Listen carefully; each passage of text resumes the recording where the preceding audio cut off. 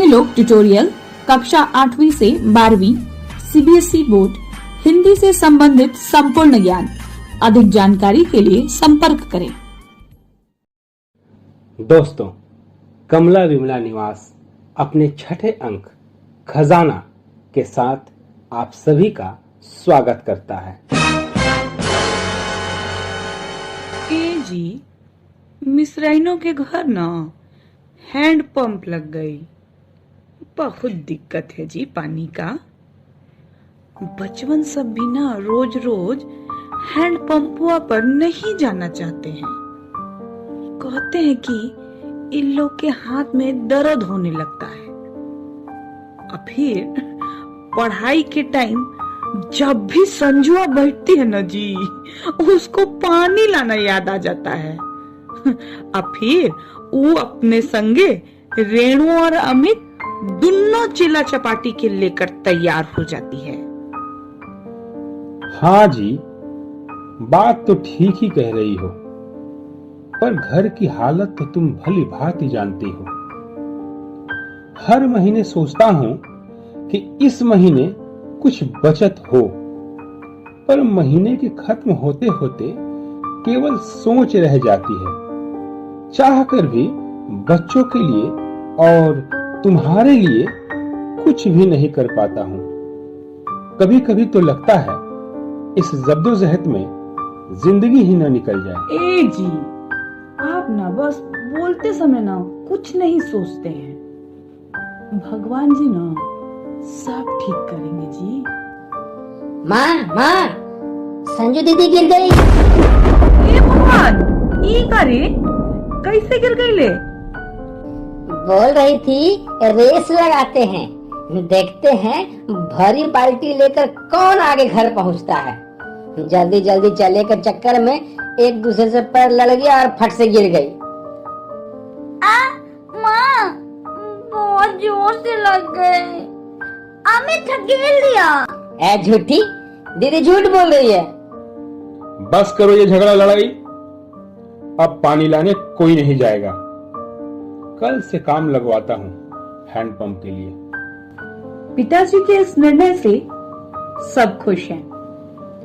अब पानी लाने किसी को नहीं जाना पड़ेगा।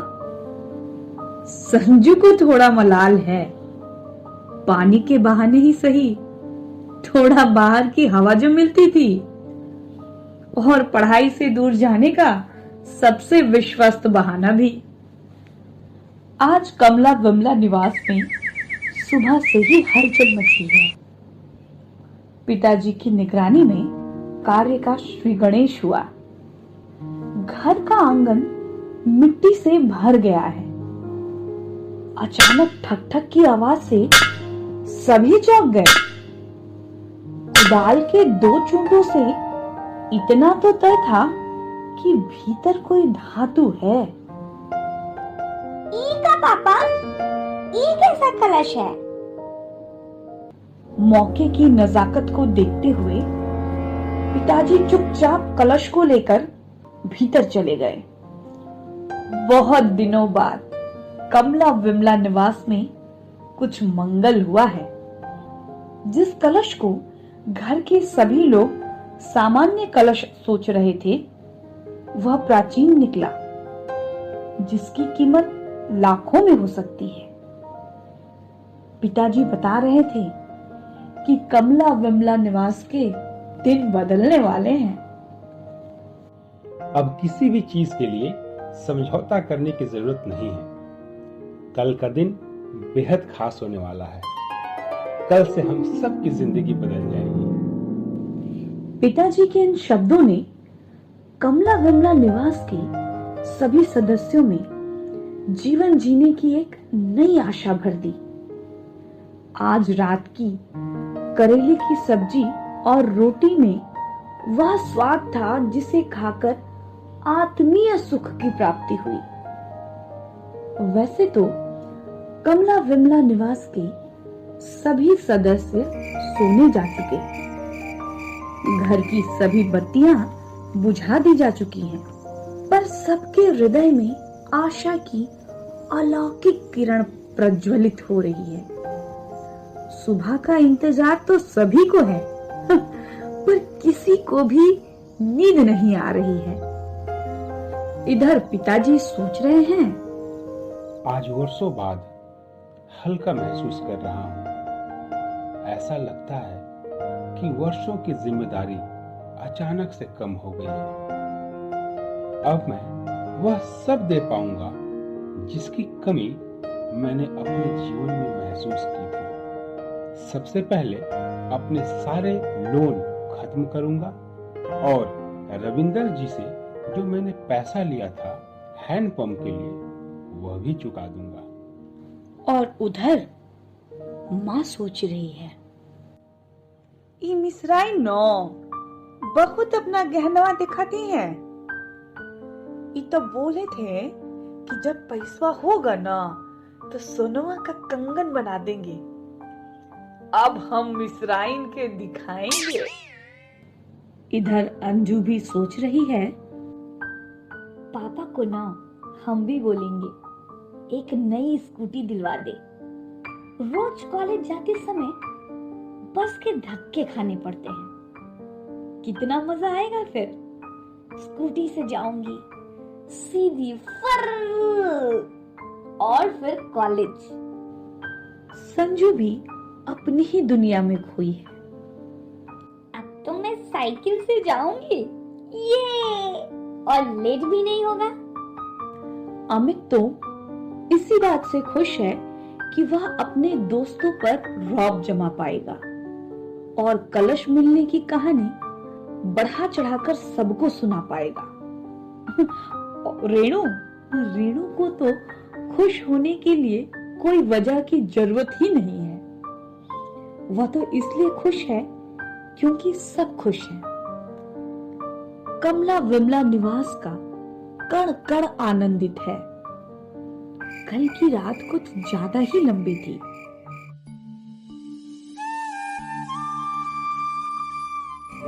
आज की सुबह का सबको इंतजार था। पिताजी कलश लेकर नाश्ता करते ही तड़के बाजार की ओर निकल गए हैं। परिवार के सभी सदस्य अपने अपने कार्यों में व्यस्त होने का दिखावा कर रहे हैं। असलियत में सबकी नजर घड़ी पर अटकी है। पिताजी के घर में आते ही सबकी खुशी दोगुनी हो गई है। सबकी नजर पिताजी पर टिकी है कि क्या हुआ होगा। ए जी, सब ठीक से हो गया ना? क्या बताऊं बिमला, क्या हुआ। सारे सपने, सारे अरमान कांच के ग्लास की तरह टूट गए। अब तो बस टूटी हुई हिम्मत बची है। शायद वो भी नहीं बची है। ए जी, ठीक से बताइए ना। जिस कलश को हम बहुमूल्य समझ रहे थे, बाजार में उसकी कीमत कौड़ियों में है। फिर से मैं वही खड़ा हूं जहां कल खड़ा था। मेरे तो हाथ पैर ठंडे हो रहे हैं, दिमाग भी काम नहीं कर रहा है। रविंदर को बोल दिया कि उसका पैसा आज ही लौटा दूंगा। मैं तुम लोगों के लिए कुछ नहीं कर सका। ए जी, बस करी। एमे आपके कोनो कसूर नहीं की। हमने के समझे के चाहिए। वो हमने के रहिले न रहे तो अफसोस कैसे। भगवान हमने के जितना दिले बाड़न ना वही में खुश रही के चाहिए। लगन से काम करी जा तो तरक्की मिलबे करी। हाँ पापा, हमें जितना मिला है उतने में हम सब खुश हैं। मैं जो आपसे स्कूटी मांग रही थी ना, वह भी नहीं चाहिए। सहेलियों संग मिलकर जाने में अलग ही बात होती है। हाँ पापा, मुझे भी साइकिल नहीं चाहिए। मैं तो पैदल इतनी जल्दी चलती हूँ, तो साइकिल कितनी स्पीड में चलाऊंगी? और किसी को धक्का मार दिया तो? क्या बात है, मेरे बच्चे इतने बड़े हो गए? हाँ पापा, आप वर्ल्ड के बेस्ट पापा हैं और हमारी फैमिली सबसे बेस्ट है। ए दिल लाया है बहार अपनों का प्यार, क्या कहना ए दिल लाया है बहार अपनों का प्यार, क्या कहना। जीवन की कितनी भी बड़ी परीक्षा हो, अगर परिवार के सब लोग साथ रहते हैं तो किसी भी परेशानी को आसानी से हल किया जा सकता है। कभी कभी बच्चे भी हमें वह सीख दे जाते हैं जिससे हम अनजान होते हैं। आज कमला विमला निवास को निश्चय ही खजाना न मिला, परंतु कमला विमला निवास का हर एक सदस्य बहुमूल्य रत्न से कम नहीं है। आज परिवार के सभी सदस्यों ने मिलकर अमंगल को भी मंगल बना डाला, परंतु कल की गारंटी नहीं है, क्योंकि यह कमला विमला निवास है जहां सब मंगल है, परंतु वक्त हर वक्त मंगल नहीं रहता। धन्यवाद दोस्तों, आपको ये हमारा अंक कैसा लगा कमेंट करके हमें जरूर बताएं। हमारे वीडियोस को शेयर करें। अगले अंक में हम आपसे बहुत जल्दी मुलाकात करेंगे। तब तक के लिए स्वस्थ रहें, मस्त रहें। धन्यवाद।